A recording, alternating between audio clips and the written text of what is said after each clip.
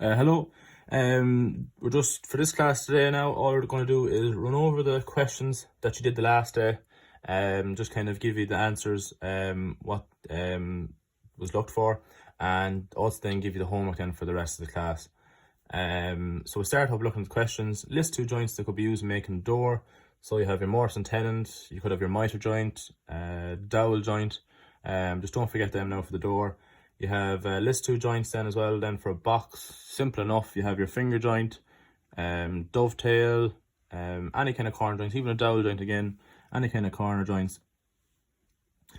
Then the sketch shows an incomplete mortise and tenon joint. Redraw the sketch on the page and complete the sketch to show the joint. So obviously for this section here, draw it similar as you can to what the picture they give you, and all you have to do then was just finish off by drawing in this little section here, which is the mortise, and that's where the tenon will go into. Name the joints below. So you have the dowel, you have the T-halving, you have the corner bridle, and then you have the finger joint. So you have the dowel joint, the T-halving, it's like a T, and it's halving, you know, take a half notch out of each side. Corner bridle, because it goes into a corner, it could be good for a door as well.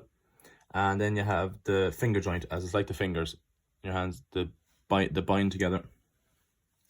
And then question 5 then as well then is name the joint shown and say where they might be used. So you have the T-halving. T-halving could be used for a window, you know, anything like that. Literally it's just cutting a notch out of the two bits of timber, and when they both slide down on top of each other, they'll be flat and smooth. Twin mortise and tenon, it could be used for a box. That could be the side part of a cabinet, and this part here could be a shelf, so it could be used for putting in a shelf. And then you have the finger joint, and again, remember we said earlier on, that could be used again then for a box.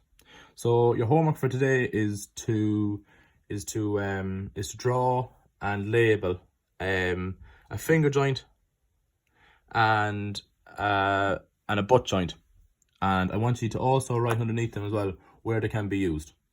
So that's it now. Perfect. Thank you.